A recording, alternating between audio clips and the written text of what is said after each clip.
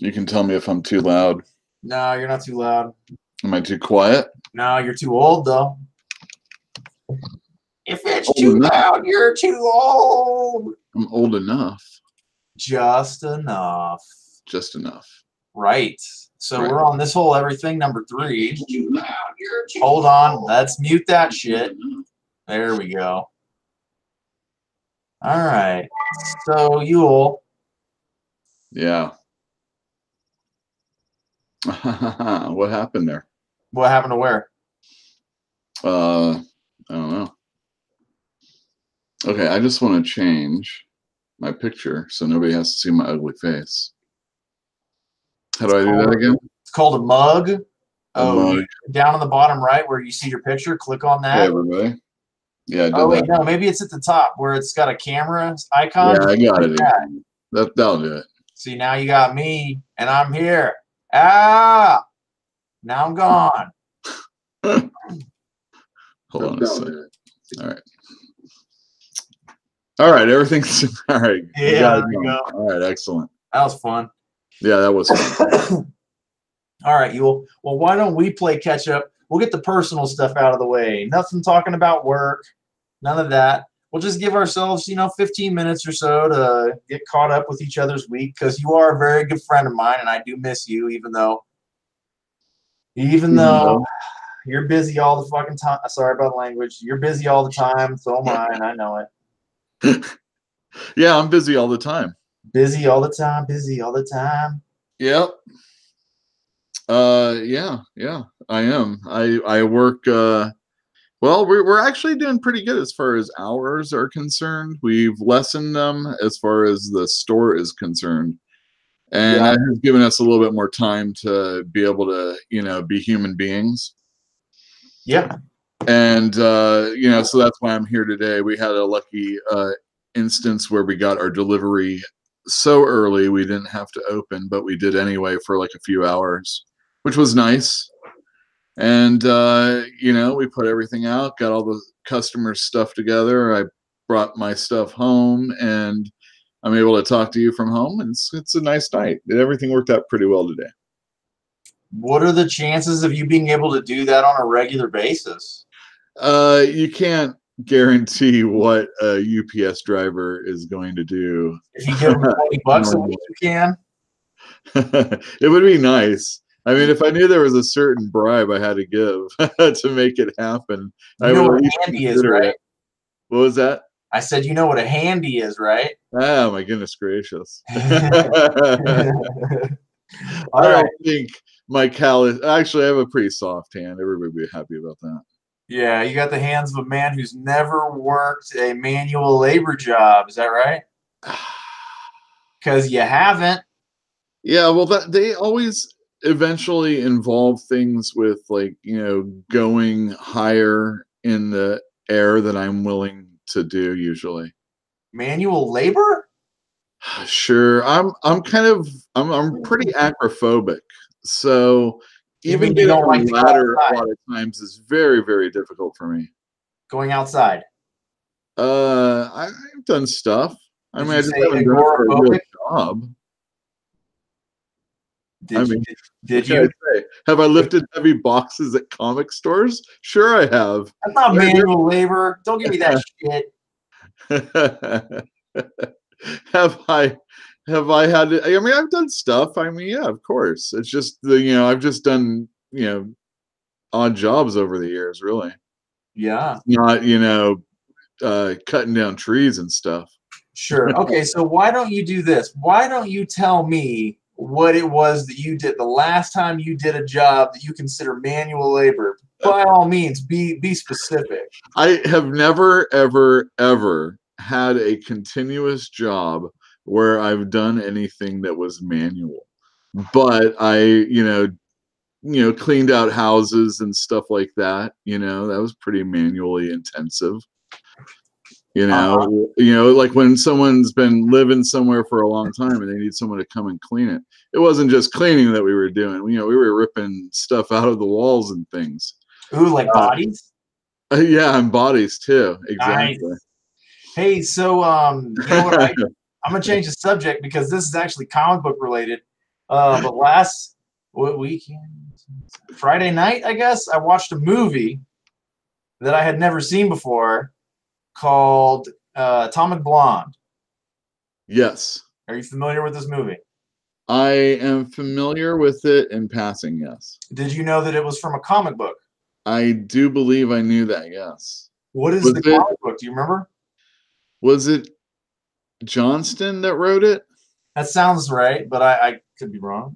I think it was, and he may have signed in our store at one time. I think he did. All right, I'm gonna look it up because Yeah. it was a good movie in the sense that I like Charlize Theron a lot. What was it? Just like a foreign spy thriller type movie?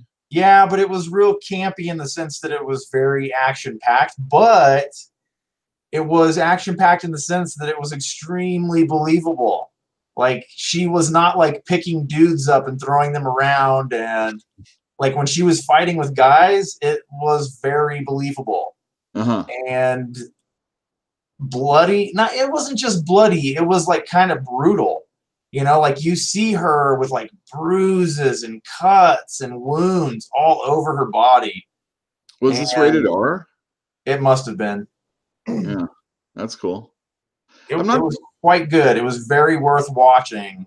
it's funny because like, you know, in the 80s and 90s I don't know, maybe it was because of age. I was more into watching a movie like that than I am these days. Like I like little action things, like if I'm watching a program on television, maybe, you know, like Arrow, let's say. Ugh, did I just say that? I haven't watched that in years, but I was given an example of something I may have watched that was action oriented. You know, like let's say, you know, Daredevil on Netflix and things like that. I may have Sure, watched but that that. stuff's being made for Netflix, so it's obviously not going to be bloody. It's obviously not going to be too sexy. The Netflix one? I don't know. I haven't. I mean, Daredevil was pretty okay. Was In it? that regard. Yeah, I mean, it was very.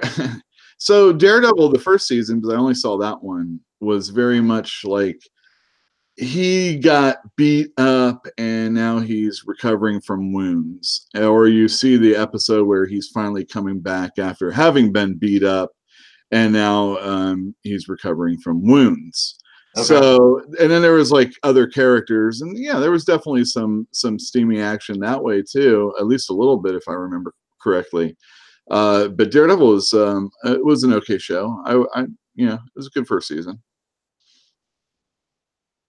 Okay. But yeah, I That mean, comic book, Atomic Blonde, was based on the comic book The Coldest City by Anthony Johnson yeah, Anthony and Sam Hart. Johnson. That's right. He did Wasteland, I think is the name of a book he did, and he also did one called Umbral, which was a fantasy comic. But I don't think he was as into his fantasy aspect of it. You know, he sounded like he was just kind of doing that because like it was something that it was in at the time to do. Yeah, I get it. And it didn't really finish. Yeah, I think it went like 10 issues or something like that. I could be wrong, but yeah, and there was some things. Yeah, Wasteland was pretty good, I thought. Well, I'm looking at this comic book, apparently, that Atomic Blonde was taken from, and she's fighting like robots that are coming out of the ocean. Was that in the movie? No. That'd have been cool. I gotta say, man, I don't want to see people fighting robots that are coming out of the ocean. I don't care. I don't care. There's a What are limit. robots coming out of the ocean for? I don't know. I mean, Unless are they Nemo. metal? If it's Nemo and it's goddamn squid-looking submarine, fine. But if it's not, burn in hell. Are you talking like League of Extraordinary Gentlemen? Yeah. Okay. I'm trying to keep it comic relevant. You know what I mean? like that. That's cool. That's almost over, you know. What, the League? Yeah, there's 2 more issues to go, and then it's supposed to signify both Alan Moore and Kevin O'Neill, the artist, in their departure from comic books. Really? Just recently, George Perez, who did the New Teen Titans, which was a really big book when I was a kid growing up, he announced his retirement, and that's a bummer.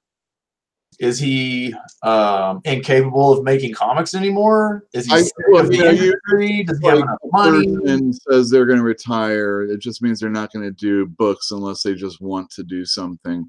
But in George Perez's case, he's been like diagnosed with diabetes for a while, so it's probably hand-eye coordination is not up to snuff really that much anymore.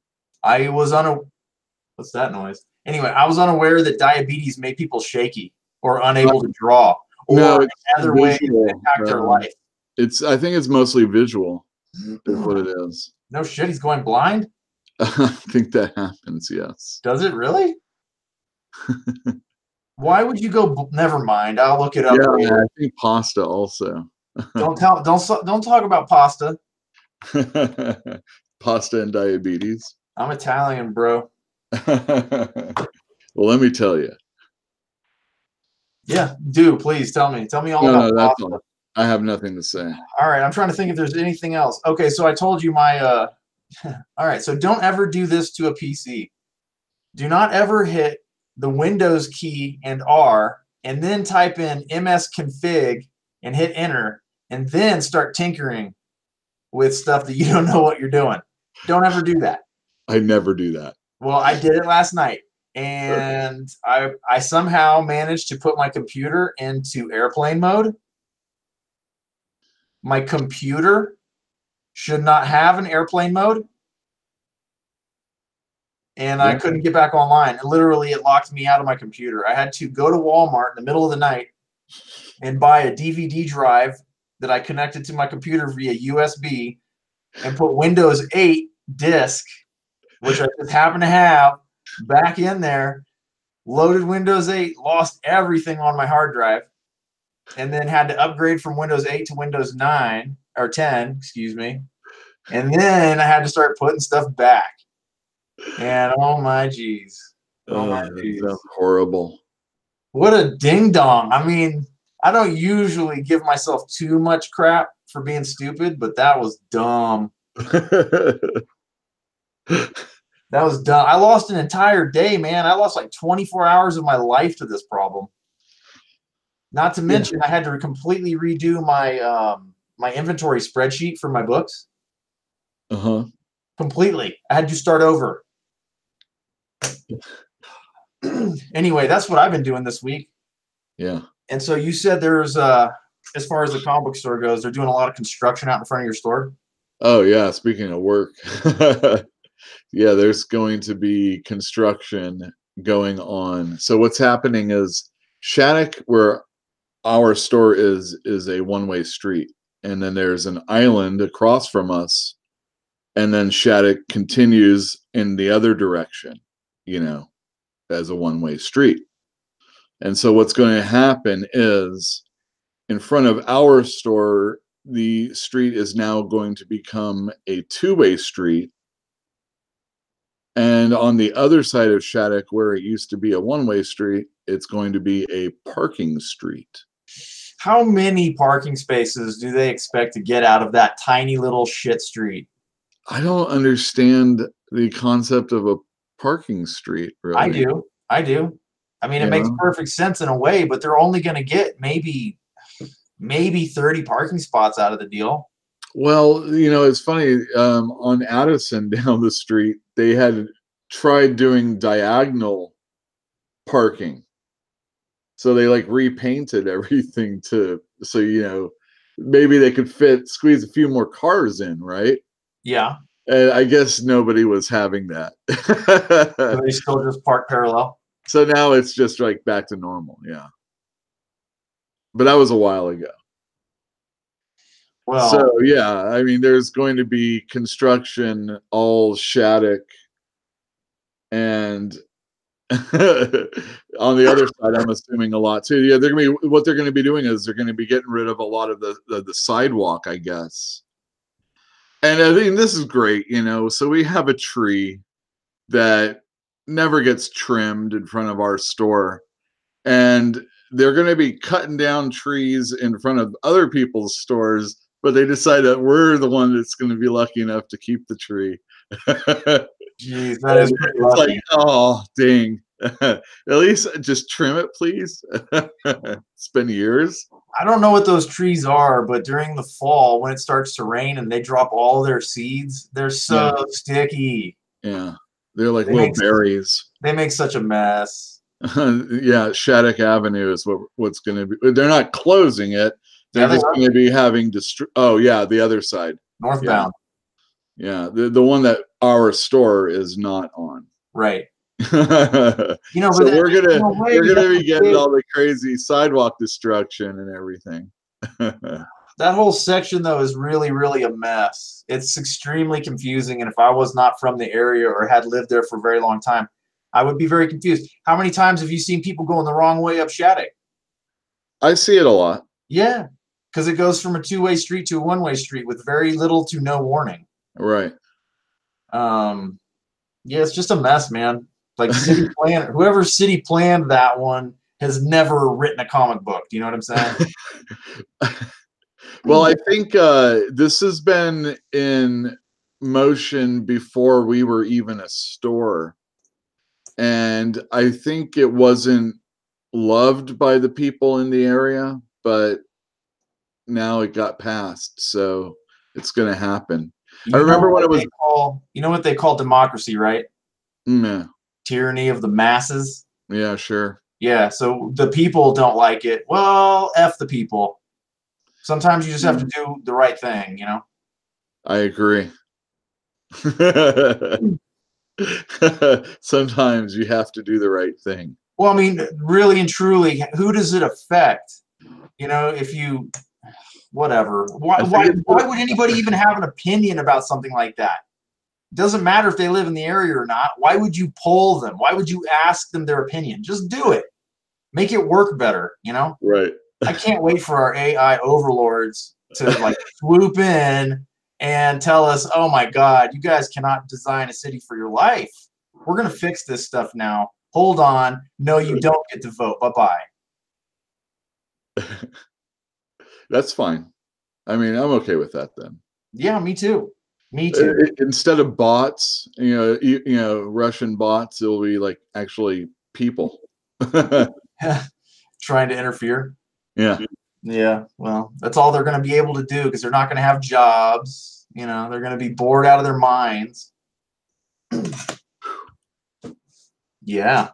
Yeah. Comics are your last refuge, actually, is what I mean. So we've caught up. You're familiar with my junk. I'm sort of familiar with your junk. Why don't we talk about some comic books, Yule? Why don't you tell me to begin with what it is that you took home last week and that you read, and a little bit about what you liked about it.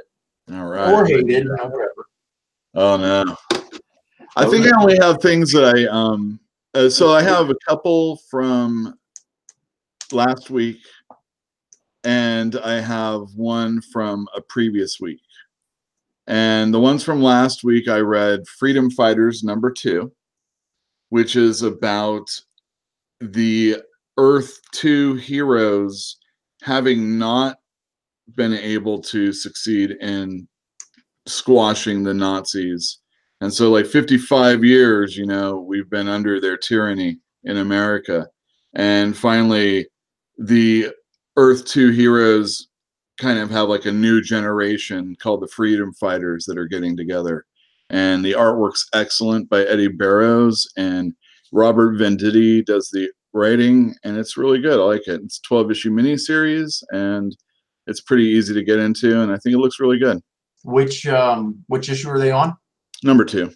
They're on #2. Hey, any chance you can show us the cover to that thing? Say, what was that? Any chance you can show us the cover to the book? If I do that, I could, but I think it's going to look crappy. Do you want me to do it? Yeah. All right, hold on a sec. So let's see here. This is the boomer part. Trying to figure it out, huh? Let me walk you through it. Hit the button so we can see your face again. That's okay. And then hold up the image of the comic cover. Okay. Or just hold up the comic book so we can see it. Can you see that? No, I didn't see shit. What are you doing? I'm holding it up. It's a little too close, buddy. Yeah. There you go. So yeah, that's that. All right. Pretty I cool. like it. Yeah, I like it. Let me see some interior art. People don't get too seasick. I'm gonna try. Come on, man. Let me see some interior art. Don't be a baby. All right, all right. Yeah, yeah, yeah. So there's my. I'm gonna give you the splash page. Check that out. All right, hold real still. I'm doing my best. It's not very focused, but that's all right, man. I'll just have to live with it. Yeah, you all have to live with it. That's Yeah. why you buy the comics, so you don't have to see this crappy. You know what we should do is we should get you those damn Snapchat glasses. Snapchat's going out of business, I think. We should get you those Snapchat glasses though, and then let you just wear those so you can like read comic books and talk to people at the same time. Be like, this is what I'm reading. Blah blah blah blah. There you go. So there you go. That's a book that I read from last week. No, Social Circle Gaming is right. Like I was thinking the same thing. How do you get failing in Europe all the way to the U.S. being conquered? Like, despite the fact that the Man in the High Castle is a thing right now, and in that the United States fell to the Axis powers. Did we fall, or did we just like say, hey, we see the way the worms turned? You know, does it matter? The Japanese and the Germans are like occupying the United States in that show. I wouldn't know. I'm telling you, that's what it is about. All right. And there's like a resistance movement to like get them out, and like something to do with alternate universes or whatever, because it's Philip K. Dick after all. But it does not make much sense, in my opinion, for the Germans to have won in Europe and then to have them take over the United States. At the time, nobody had an ICBM that could reach the United States, and landing on our shores would have been extremely difficult. Okay. I mean, from a historical perspective, I'm just saying. Yeah, well, this is superheroes in this book. Well, la-dee-da. Well, I mean, I was just listening to a podcast where they were talking about Hitler, and they're like, Nazis are all about like the occult and stuff. And I was like, okay, I didn't really, I mean, like I know about that, like Indiana Jones, you watch that, right? And, the Ark of the Covenant, and all that silly stuff. Yeah, no, they were definitely. I mean, I guess it's based on some sort of reality. Yeah, there was some stuff going on. So then, if this is the world where that actually exists, and you also have superheroes. I don't know. Were we questioning the comic book or the Man in the High Castle? Both. I mean, like there are people who have the willingness to suspend all disbelief, and then there's people that are willing to suspend some, and then there's people who aren't willing to suspend any. I think this is for dumb fun, so it's not really meant to be taken. Yeah, I mean, I read a lot of All-Star Squadron again, when I was a kid, and this is really reminiscent of that. I mean, it's taking from those characters, and it has that feel. The only thing that's different is that the All-Star Squadron were defeating the Nazis, and here we were defeated by the Nazis, or at least went in with them to be taken. It does. America. Yeah. What's really unfair is that America has Superman. It's not fair, man. Well, there's like in those comics, I remember there was something that prevented certain superheroes from necessarily doing something. I can't remember what it was, but I think there was a way to prevent Superman from, being like super involved in that. Like a barrier, like a magic barrier or something like that. If Superman had been raised a good German boy in the Hitler Youth, then it would have been a different war. Well, as far as comic books are concerned, yeah. Isn't there a comic book? Well, there was already, so there was Superman Red Sun. Yeah, that was the one where he was an Axis member, correct? He's found in Russia. Oh, so he was an ally, but an unwilling ally. Yeah, I think that's what it was. It's been a while since I've read that one, but everybody likes that. Yeah, so there was a story like that, and I think maybe it was like Saturday Night Live back in the day. Maybe did something about like a German Superman or something like that. Man, Mach Schnell, you know what I'm saying? Yeah, it would not be a good situation at all. No. No, because then it wouldn't have been a problem for the Germans to take over the United States. They just Well, at least that. Well, they send Supermensch, and he comes over and he distracts us while they mop up the rest of Europe, and then they get on the slow the boat. only problem is he's a tool. He's not something that is actually part of their philosophy. He's not. Believe it or not, he's not human. So you can't really like be basing your whole. They would not care.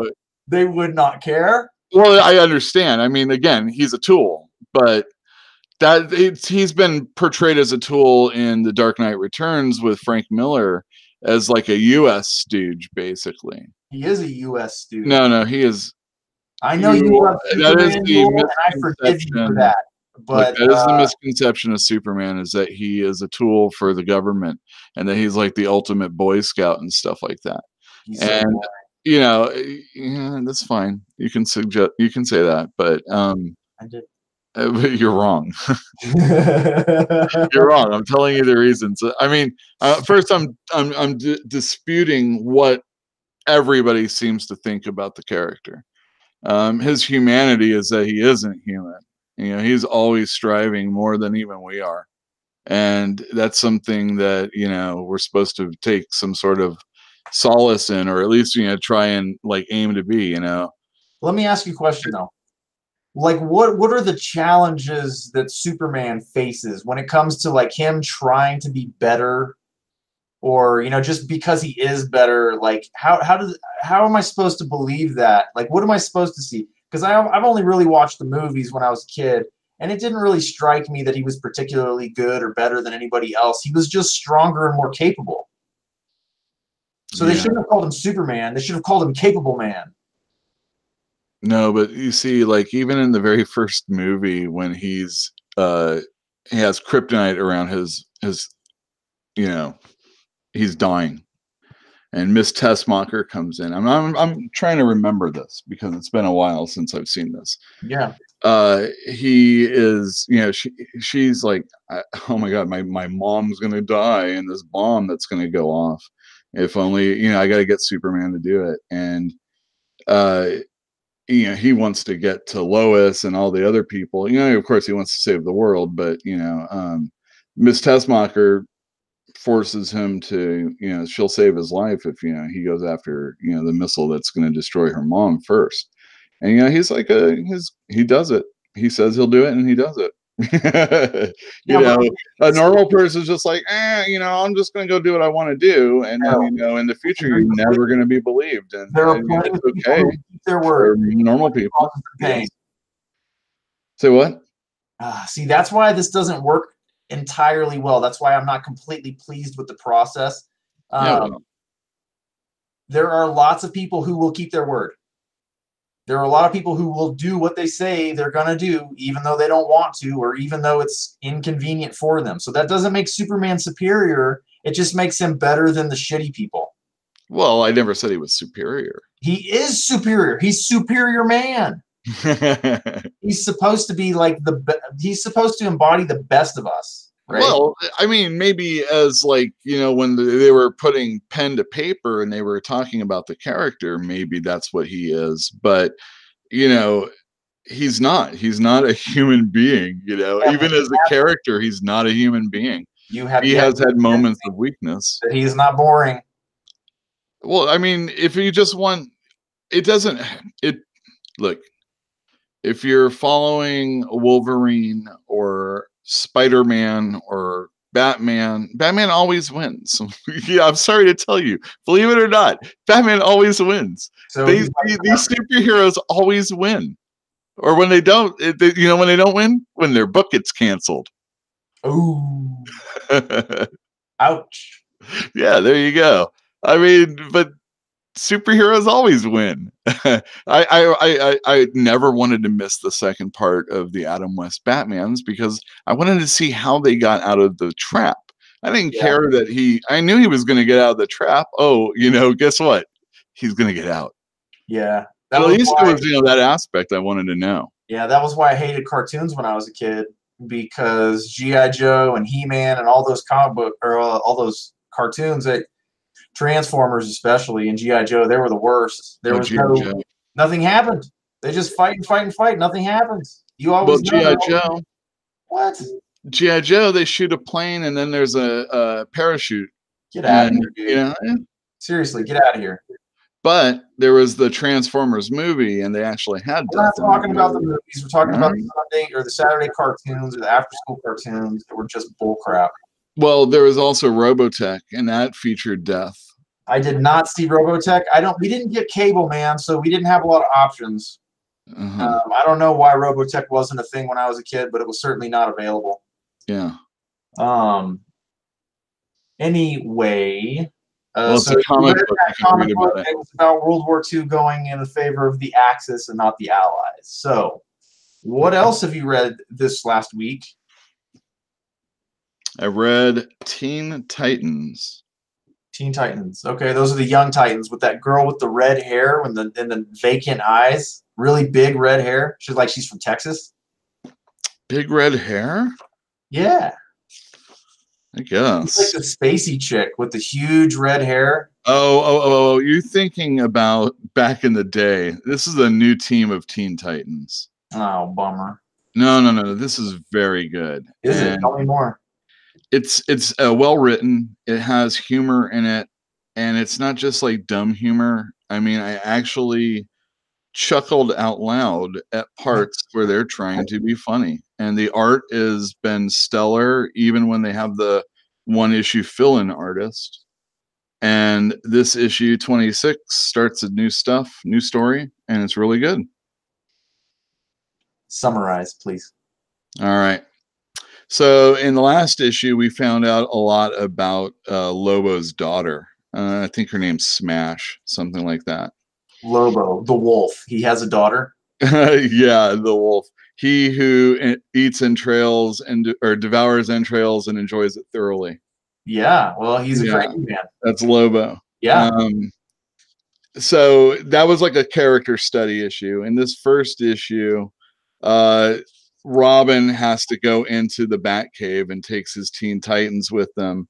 They think they're there to steal something, but Damian, that's Robin, he's Batman's son, is actually going into the mansion to get something. And there's a new villain involved, and it's pretty cool. Enjoyed it. Good stuff. Who's the villain? Or is that a spoiler? I don't want to tell him too much. Okay, this was last week's book, though, wasn't it? Yeah, well, people don't. People were going to buy the book. Don't they have had time?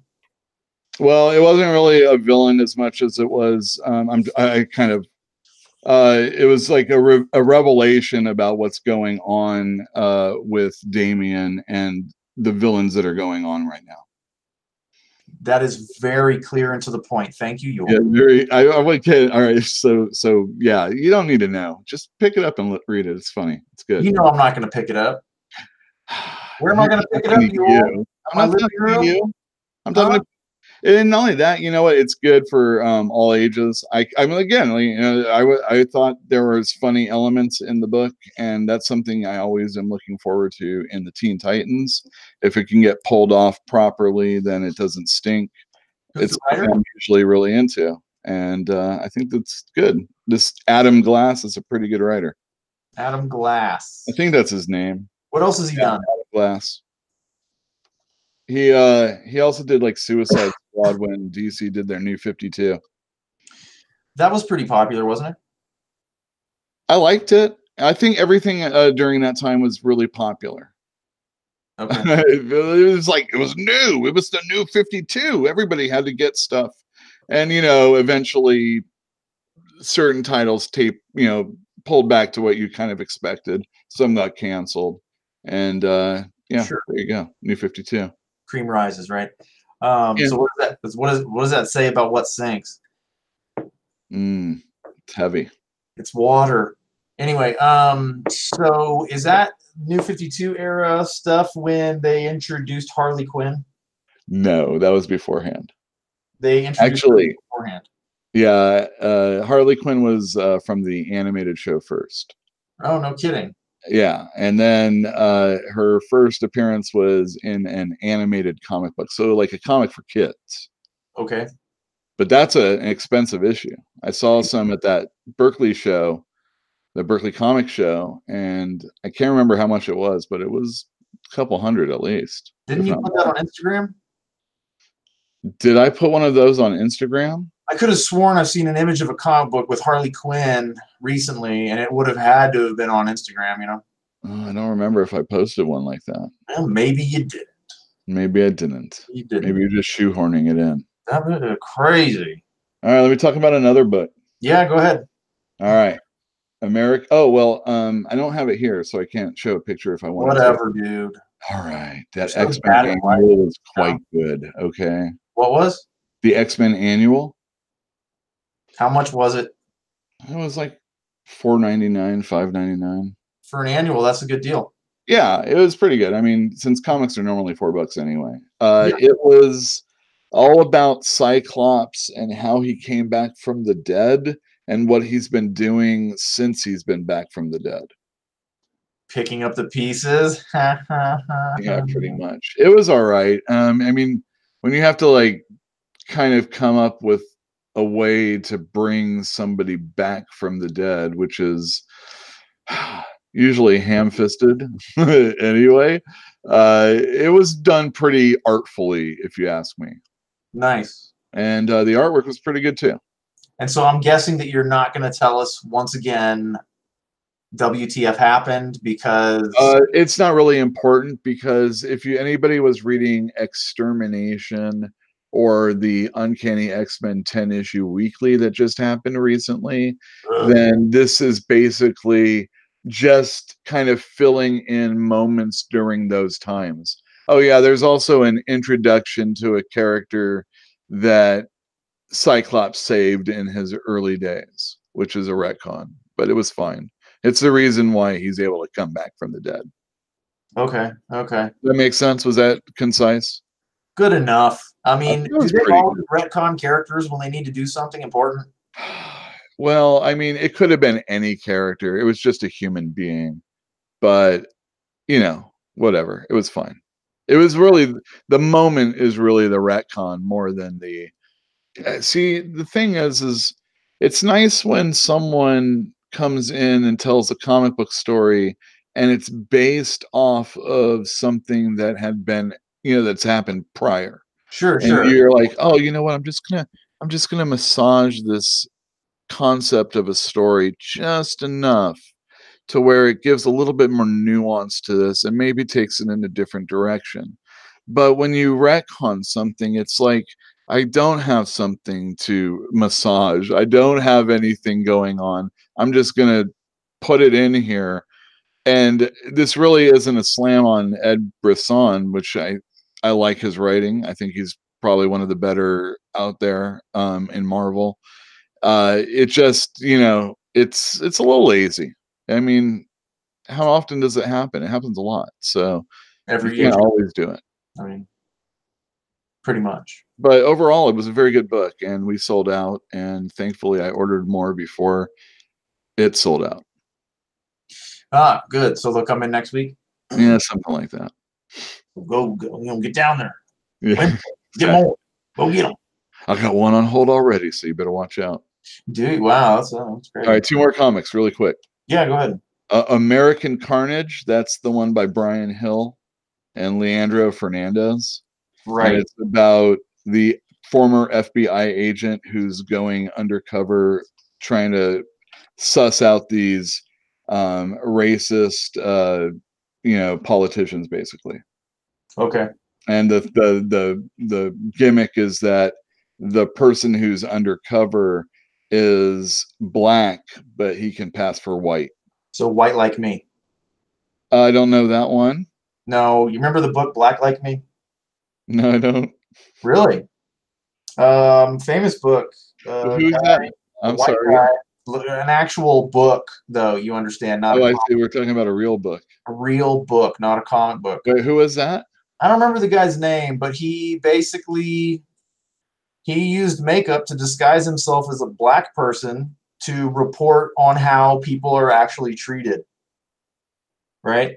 Okay. And he called the book Black Like Me. And apparently life sucks. So I've heard. Yeah. The one thing I would say is that ultimately it doesn't matter in the end. Well, But you know, so this guy's it's doing the tough, opposite you thing know. now. Well, So he's not really doing the opposite thing. He just passes. yeah. So Well, yeah, he just passes. right. But and he's got his friend who is getting him in all this trouble, who's in the FBI. She Is she hot? she has her own freaking issues. I don't know if that's going to matter in the end, but she had this like fainting spell. And I think I don't know. The one thing about this comic is I think they get in touch with each other way too much. And this one had a lot of kind of flashbacky situations, but overall, I thought it was pretty good. Great artwork. This Leandro Fernandez does a really good job. I like he's kind of like Eduardo Rizzo for anybody that knows what that guy is like. He did 100 Bullets and all sorts of other stuff. But yeah, pretty good. Good action. It's kind of sparse on story. It's just it feels like there's more meat in this than there is in your normal like bi-weekly comic, a comic that comes out twice a month. I've kind of complained about that before, where it's like that's where the action happens, but it's not really important for the driving of the story. There is a lot more story in here than a 2-week comic book, but it is a lot of action, and it kind of only drives one element of the story. And that's fine. It's just there's my critique of it. Okay. But it was, again, excellent story. I'm enjoying it a lot. I'm looking forward to the next one. Okay. So as you close out each issue, tell us again who wrote and drew it. Oh yeah. So American Carnage is by Leandro Fernandez artwork, and Brian Hill is the writer. Nice. And you still have some in store? Oh yeah. So come pick it up. Come pick it up. Yeah. Right, so that was really good. If you like intrigue and a little suspense and action, it's definitely a book for you. Nice. All right, what's next? So I also finally was able to read Green Lantern #3. It came out a couple weeks ago. Okay. So good. So good. You love the Green Lantern though, don't you? Yes, I do like Green Lantern. He is a very classic character. I've always liked his look. Hal Jordan's always been kind of cool, even when he had like gray temples. But he isn't one that I'm necessarily gonna go to bat for necessarily. There's a core of Green Lantern, so one of them isn't that much, it shouldn't be that much and more important, even though he is, the Green Lantern. Is he just Earth's Green Lantern? Yeah, there's been a few Earth Green Lanterns, but yes, that's what he is. Okay. So let me tell you about this issue. This issue's super great. It's hilarious. It's got excellent artwork by Liam Sharp. Grant Morrison's writing it. He's like probably my all-time favorite writer. Mm-hmm. Earth is being auctioned off, and you're seeing all these aliens bid on it. And ultimately, like the cover would suggest, and I'll show you a picture of that, God, the embodiment, it looks like God bids on it the highest and is like, hey, anybody else that wants to F with me, I'm going to take you out. And then the police show up, and that's the Green Lanterns. And this is cool stuff. There's really great imagery in it. And yeah, it's just a really fun book. And in the end, I am not going to tell you what happens. That's fine. Can I please see some of it? Okay, I'll show you some of it. Yeah, but the end is like shocking. I couldn't believe that I saw what I saw, and my buddy was like, yeah, but every issue's kind of been that way. All right. I have an idea, Yule. I think you should set up your home camera, so it's got a downward view, so that when you're actually talking about the books, you can flip through them. You know what I'm saying? Yeah. A lot like you're doing right now. Well, the problem is the thing I brought home Just flip it doesn't back. fit this. I know, but you can do it anywhere, man. Just find a way to make it a stand, you know? Yeah. Let me get you a good page. I mean, they're all good, but yeah, look at that. Sweet. And he really evokes, for me, he evokes a lot of Neil Adams. And look at this God getting punched in the face by a boxing glove. Yeah, boxing glove. We got It's not really God, just to let you all know. a focus Anyway, problem. I think, you know, Grant Morrison's like a super blasphemous guy. Hello. Yeah, what's up? See if you can move it away a little bit so it'll focus better. And it doesn't, though. Is it just because the one you have at home is not so great? I would agree. Ah, I see. I see. I don't know, man. I'd say it's a little bit better. Farther away. All right. Well, we can work on that. You know, we are boomers after all. That's right. We're boomers after all. So that's what I read last week. Okay. Nice. Oh, actually, there was one other one I read. I read a graphic novel, if you can believe it. How many? What was it? It was called Off Season. Okay. And it was by James Sturm. And he did The Golem's Mighty Swing, which is a book I was pretty into, which was about Jewish barnstormers in like a baseball situation. Yeah. And they would go around and they would, you know, play other teams. And they had a black guy on their team, and they're like, we can't have a black guy on our team. This isn't allowed back then, you know?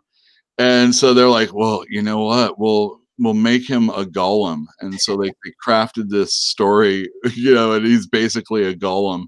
And so he was allowed to play, and, you know, he'd hit home runs, and he was like ridiculously great. He's a home run machine, huh? The home run machine. Anyway, the Golem's Mighty Swing. But Off Season was excellent also. It tells a story about a real loser of a guy. And it's like during it's not about the election or anything like that, but it's about that time period, that frame. And it, you know, there's elements of it that do play in a role in this, but it's really more like a people thing, a person, Okay. you know, it's cool. Excellent stuff. Okay. Yeah. So that's what you read last week. So Yeah, why don't you tell me now what's coming out? All right. Yeah, I'm super excited about Teen Titans coming out. I was just telling you about that. This is an annual, and it's got same writer, so I'm looking forward to it. Amazing Spider-Man is coming out, and I've been warming up to the series. Actually, I was a little worried about it, but I've been okay with it lately. And this one, though, I'm really excited because Chris Bachalo is going to be doing the art, and he is a favorite of mine.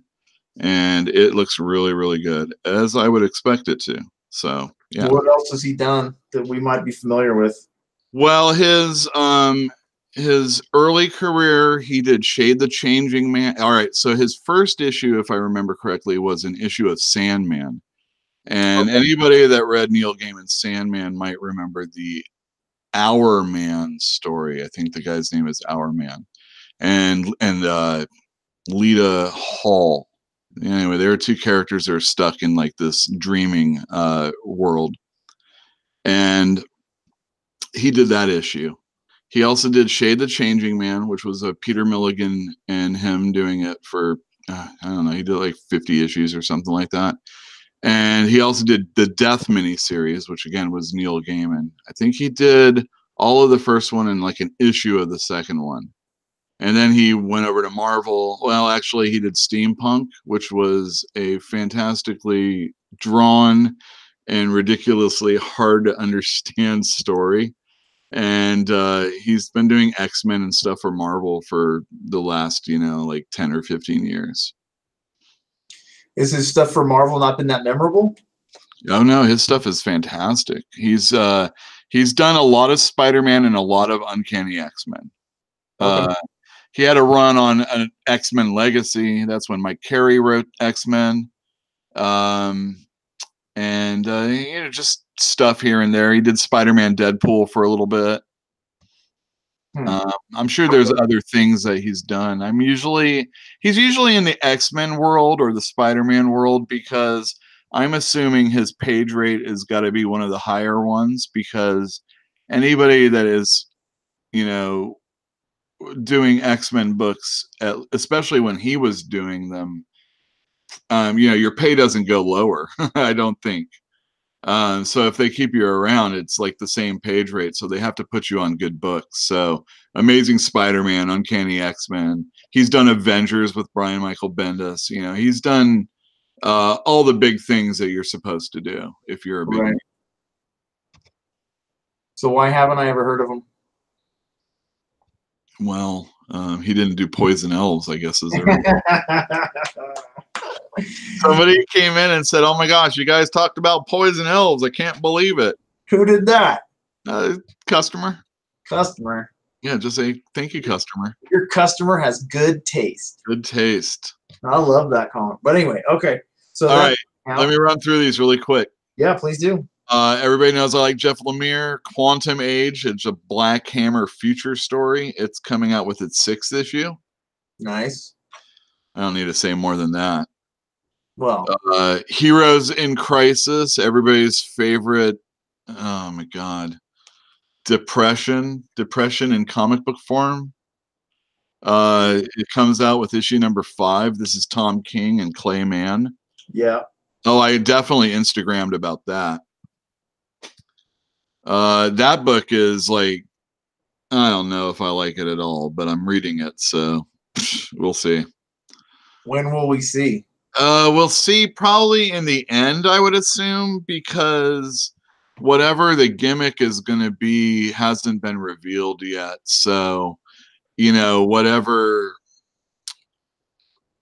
I mean, I don't want to say what I think it is, because I read somebody say something and I'd just be stealing it anyway. But basically, probably not everything that we're seeing is real. And if that's the case, then it's just, we got to suss out what that is. So, Heroes in Crisis, there you go. How do you feel about stories that end with, "It was all just a dream"? Oh, of course, that's the worst. Yeah. Okay. So what else? Go on. Not good at all. The other thing I don't like is that, God, especially with Tom King comics, and a lot of people rail on him, and sometimes I do. It's his writing I don't like more than anything, but he really gets into these stories where I really want to get into the heads of the characters and really make them normal. And I really think that superhero comics especially don't really need, like, Batman, Superman, and Wonder Woman at least shouldn't be showing you said it yourself, shouldn't be showing normal human emotions, like everybody else. They are above everybody, I mean, they shouldn't have to worry about their feelings too much. Batman knows exactly who he is. Don't worry about it. I mean, you can get into the head of the character, it's fine, but man, he makes him so soft sometimes. Yeah. So that's what Heroes in Crisis is. But if you want Batman being an awesome, superhero character, Detective comes out. That's 997. And it's written by Tomasi with art by Monkey. I love Monkey. Doug Monkey's great. Do you know what he did? I don't remember. I remember the name, though, from when we were making the videos. So he was, like, his first work I knew him from was doing The Mask. Oh, yeah. I do. Which was a comic book before it became a movie. Right. And his artwork is great then, too. And what did he do most recently, though? Well, most recently, he had worked on Superman and just other things for DC. Kind of Justice League. He was kind of like if they brought in somebody. That's the problem, is that I think he's kind of getting disrespected a little, actually. Not now, though. Now that he's on Detective, I think he's in a book that really suits his caliber as an artist. But he hadn't really had a real home. He was always on books where this is the star of the book, and then Monkey is going to be on so that you're like happy about the issues that the star isn't on. So now he is the head guy and detective, and they're counting down to 1,000. A very important character in Batman's life died a couple issues ago. Was it Batman? It was not Batman. Batman. That's the most important character to Batman as far as Batman dying. It wasn't Batman. All right. So anyway, that one's really good. I like that. And Brian Michael Bendis has a new story arc starting in Action Comics. Steve Epting's doing the art, so it should look good. But whether or not it's good is this is called Leviathan Rising. You know it's not going to be good. I hate railing on him so much, but it's so easy. You don't have to do it, man. I'll do it for you. Yeah. He no good. He no good. If you read any of his stuff, you know, it might hold a little bit more weight. He no good. He no good. That's enough comics. There's Terrifics and X-Force, and wait, one last thing. I only got a few of these, so you got to come in and get them. I got one in my hands right now. What is it? Let's see what it is. All right, I will do that. Hold on one sec. Such a boomer. Well, I know what I'm doing. Do you? 3D. Oh no. You know I like 3D. I said that last week. No, I know you did, but I didn't see it. So yeah, this Jim Lee reproduction is in 3D. Wow. Yeah. Oh yeah. Let me show you. See so much, you'd have some permanent 3D glasses. I always have them. No, you don't. You don't have. You have those paper foldy ones like everybody else. But I haven't read this issue, but the first issue was very good and funny. This Deathlock character, this guy here. Yeah. Or whatever his name. Yeah, Deathlock. He's really good. Big gun. Yeah, well, I don't like guns. Yeah, well, I'm doing the dedicated episode of you not liking guns today, though. We'll talk about it someday. When it's comical like that, and it's like over, not realistic. I mean, I guess what Domino's carrying is pretty realistic, but not. In Deadpool. Anyway, I'm fine with it when it's that. Oh, and Terrifics. Look at that. I did like the Terrifics until I stopped reading it. It's good, and it has excellent artwork right now. Sorry about that. That's fine. Bogdanovich. Here, I'll show you a picture. Who's doing it? Bogdanovich. Bogdanovich. He's the guy that did all sorts of really good stuff. He did Silencer for a little while. Yeah, I remember. He also did New Superman, which was the Chinese Superman. That's right. Yeah. And he's excellent in that too. He's a great artist. Where you saw him before is you saw him copying Greg Capullo is what you've seen him in. Okay. I'm just joking. He just he has a very Greg Capullo vibe is what I mean. But it's excellent. He's very good, and since Capullo's not doing anything regularly right now, this is definitely a good alternative. Okay, nice. Or addition to the DC stable of artists. And I like his stuff. His energy and action that flows through the pages are actually quite good. It doesn't look like it's just traced from Google Images or something like that. I think it looks good. I mean, I don't know anything. Actually, pretty capable artist. Yeah, I don't know anything about art. Maybe I'm wrong. Yeah, maybe. I don't know though. Okay, Yul. So that's everything that you read last week and the stuff that you're excited about for this week.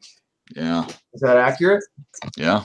So I don't know. Ain't got any miscellaneous, this and that and the other? We're at 1 hour right now. Yeah. Usually the miscellaneous is all the jerking around talking beforehand. Yeah, I know. That was my bad. You went right. Our preamble was much shorter than before. Yeah. Well, I don't want. Well, there is actually a few things to talk about. Okay. So last week, DC Comics laid off 3% of their workforce. So 3 people? Yeah, that's basically what it was. But one of the persons was longtime art director Mark Chiarello. Oh, And yeah, and I mean, that's wild. I mean, that guy's been around for a long time. And it's not like he had anything going on where, there was a reason to get rid of him. that you know of. Well, probably there was some sort of money probably involved. He cost. He's been around a long time, and pay doesn't go down. So you got to put people in positions that you know are important. As far as like a job is concerned. But he's really good, and the art of DC has been really solid for a long time. And Largely because of him. Pardon me. Largely because of him. I would assume so. I mean, He's the art director. Yeah, he's the guy that's giving the marching orders to all the other people as far as illustrations are concerned. Well, So, now is the chance for somebody like IDW to pick that guy up. well, see, the thing is I don't think he's going to be taking a pay cut no matter where he goes. Yeah. Marvel ain't going to pay him for that because they probably aren't paying anybody to do it also great right now anyway. Right. Because we've seen all sorts of stuff from Marvel that isn't really up to snuff. And recently there was a picture. Pardon me? Understatement. Yeah, really. I mean, there's a lot of bad art. Well, the thing is that art is so you can have people do things from all over the place, and it can get to them quicker than it was in the old days.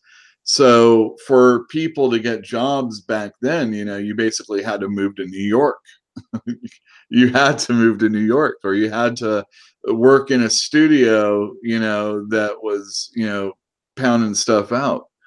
And, and I guess, but now, you can live in Oregon, you can live in, you can be from Spain, a lot of people. So then you're like talking language and, communication, just period, it being difficult. And then you have an editor or an art director that isn't worth a damn. Or maybe is and doesn't care. Or maybe is like, man, my foot's out the door. Didn't you just see what happened to Chiarello? Well, you can also hamstring an art director really badly with budget. Mm-hmm. And DC's been really spending a lot of money. I mean, I would assume they spend a lot of money on their illustrators because they're the only. I mean, Marvel has Bacalo, Marvel has Ed McGuinness, and a few other people are very solid as far as illustrators that work for them. But they also lost Jim Chung, and although he's not an artist, they lost Brian Michael Bendis. And Stuart Immonen, who's really good, basically said he was retiring, or loosely said he was retiring. So they lost some of their guns and their in their gun, or bullets in their gun, with just those few people. And yeah. Anyway, so Marvel doesn't have like all those. I mean, I guess there's Mike Deodato and a few other people, but everybody else there's trying to like cultivate and bring back up. But Marvel was always the company where, man, we got the superstars and these guys just pound this stuff out, and it's like, even it was always somebody down the coming down the pike. And although that isn't always the case, because there were definitely some dry periods, usually around the early part of Image days, the 90s, a lot of that. There were some really good people that were still working in the industry. It's just they weren't all over at Marvel at the time, or they got better later on. Steve Epting, I said he's good now, but he used to do Avengers, and I didn't really enjoy his artwork at all. But there's an aspect to his stuff now that I think is better. So he matured. I mean, they all should mature. Well, you would hope, and maybe that's what's get gonna better in time. Yeah. So do writers. They get better in time, supposedly. They can also go downhill, kind of like when you have your second childhood and you reach about 85 or whatever, your brain might be a little mushy. Well, I have a belief that, especially for writing, I don't know how it can play out as far as like art is concerned, but maybe it's just what you do. I have a feeling that when you hit your stride, or when you finally get that thing that you want to spend the rest of your life, like, writing about, I'm going to say arting about, whatever that may be, All right. a subject or a style, or maybe a certain flow of a poem, and it's something like, after you get to that point, you just kind of always do that. You're not going to, I find that a lot of authors, if they last along, it's just, oh, this is another version of that same book. Maybe a little thing has changed here or there, but it is pretty much the way, that one thing was. Yeah, Before sure. they were finding their voice. God, is there a group? I mean, maybe we see it in music even more. Like when you're a raw garage band, and then you hit that album and everybody likes you. And maybe it was your sellout album even, or Metallica Black Album, right? That's what I was just thinking. I always everybody has a Metallica Black Album, even in a run, even in my favorite Chris Claremont run in comic books. There's a part where, and it's kind of like the Black Album. Serviceable music. I kind of get pumped up for Enter Sandman, but a lot of this is just, Inferno. Chris Claremont. Inferno. You are mixing maybe even artists, because like John Byrne, who I loved and thought could do no wrong, he could draw the same panel of the same comic that I could look at right now, and I could be, oh my goodness, this is the greatest thing right now. And then he would draw it, and it just doesn't have, even if it looked the same, it wouldn't look the same. You know what I mean? No. And I don't know how it necessarily pertains to what I was saying. I guess I'm stupid. No, but I mean, like, it's just, they don't grow, they don't progress, they just keep doing the same thing over and over, to where it just gets really tired after a while. Sure. It's hard to create new. Sure. Yeah. Those are like the workman artists and etc. Right? Yeah. There's some really good ones out there. They need to be proficient. They need to be able to work constantly, steadily, and all that. But no one's ever going to accuse them of being fine artists. Yeah. I mean, that's kind of what comic books are anyway. Although the Monstrous illustrator won a Hugo Award recently. Okay, why? For best illustrations, I think is what it was. Okay. I think that's a ripoff, though. I agree. I don't particularly like to look at Monstrous. Like, from a distance, it looks really nice, but when you look up close, it's kind of garbage. Is that because it's manga influenced, do you think? No, it's because it's done on a computer in a very sloppy manner. Oh, listen to you. Are you sure it's done on computer? I'm pretty sure. Yeah. I don't want to accuse anybody of that. I think it is, man. Yeah, it's pretty accepted these days. If you look at those illustrations closely, they look like digitally produced brushstrokes. Yeah, well, I mean, for a sci-fi award, that's pretty good. Okay, so like I actually take offense to that, because it's not okay anymore. Like, sci-fi had its like breakthrough period in the 50s and the 60s, and then arguably into the 70s. But like after that, like, we have every right to expect that the genre has matured to the point where it does not have to just accept second best. We should be having extraordinary writers. We should have extraordinary artists doing the covers for these books. And guess what? They've only gone downhill as far as the art goes on the covers. Like, the cover art for sci-fi books is crap these days. They used to have great covers. Well, that's why Monstrous won. Well, maybe that's why Monstrous won, but I don't know, man. I'm not impressed by Monstrous as a book. Like, what happened to Michael Whalen? I didn't hear you. Oh, I'm sorry. What happened to Michael Whalen? I don't know. He was the illustrator that did the covers for H.P. Lovecraft back in the 80s. I mean, he did a lot of really great stuff. I don't want to bring up sore memories, or for anybody. The John Binge books. Was it the Snow Queen and the Summer Queen? I mean, they're really, really good. He did some Harlan Ellison covers, but I have no idea what he's doing right now. Yeah. But it's arguable that he's not a fine artist, though. I mean, he's an illustrator. He'll do a book cover, but his stuff is very, very good. I can't imagine sci-fi fantasy art. I mean, it more. All right, so here's one. Baseball players who juiced might get in the Hall of Fame as older baseball writers retire.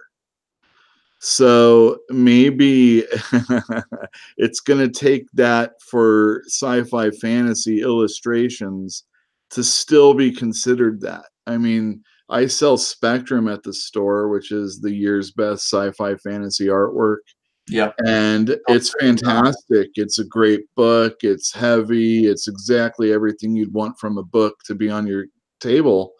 But, you know, you're going to look at somebody with I mean, not us, obviously. Nobody listening to this is going to give a care probably about someone that has like a Brahm catalog on his, on his table, coffee table, or an Art of Dungeons and Dragons or something like that. Brahm is great. Normal people aren't going to go, oh my God, look at that. And I mean, obviously the same amount of skill and patience and artwork, and talent has to go in to one of those things. Why can't it be accepted like a Botticelli or something like that? Oh, well. I mean, under a light in a dark room, it looks awesome, man.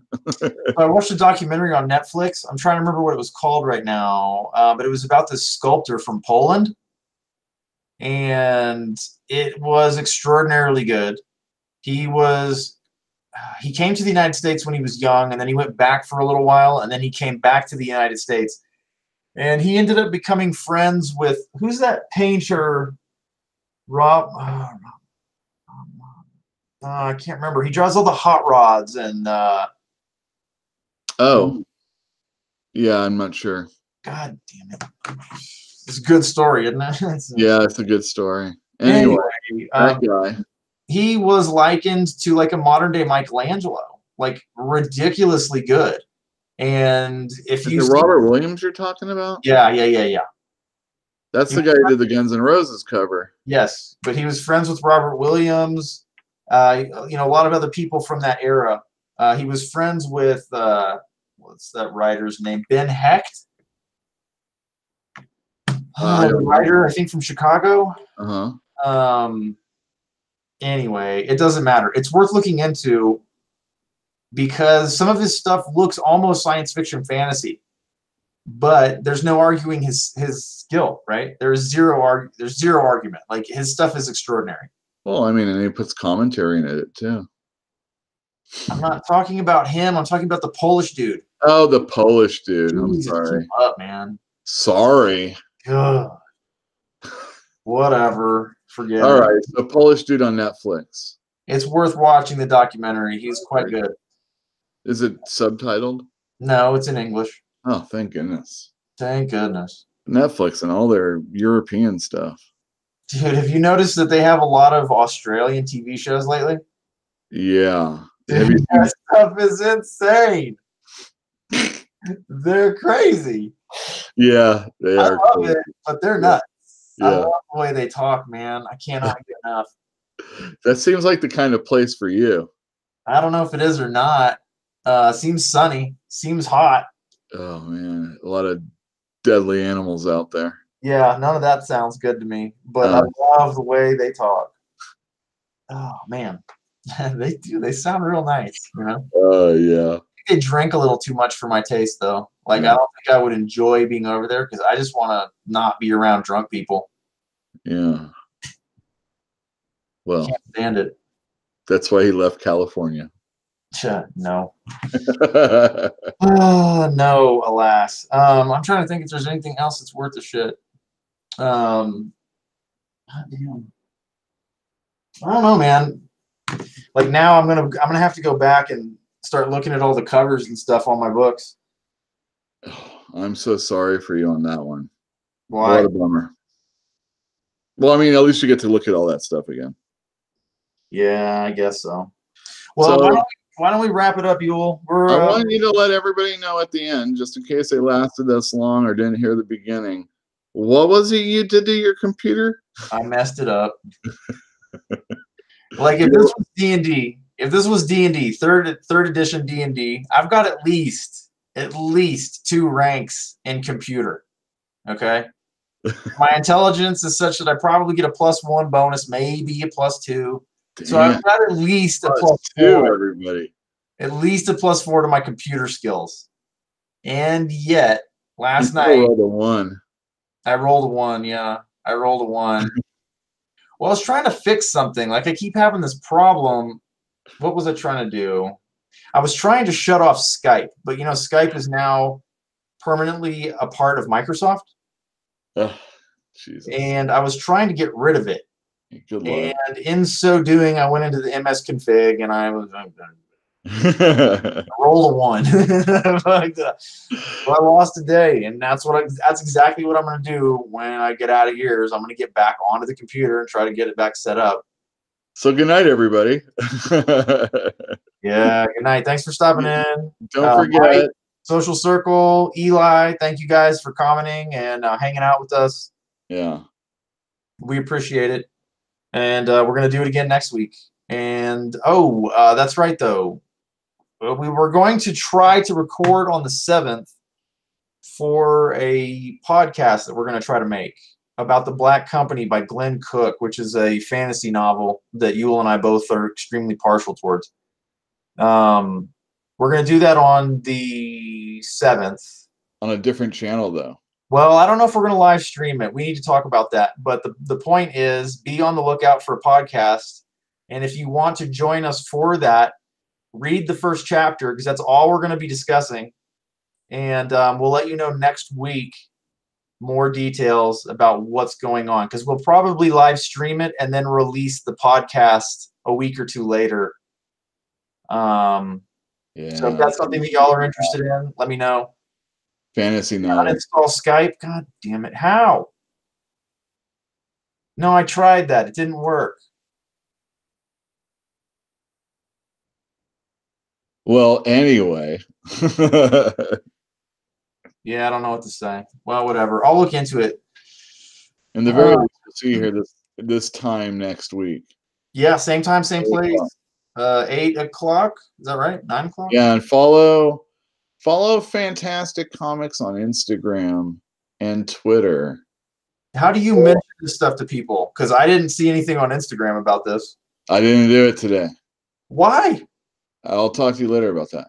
Oh my Jesus. Oh my Jesus. Then oh my Jesus. Yeah, that's all. Fantastic Comics. We will be Instagramming about this stuff in the future. All right. Thanks, guys. Bye-bye.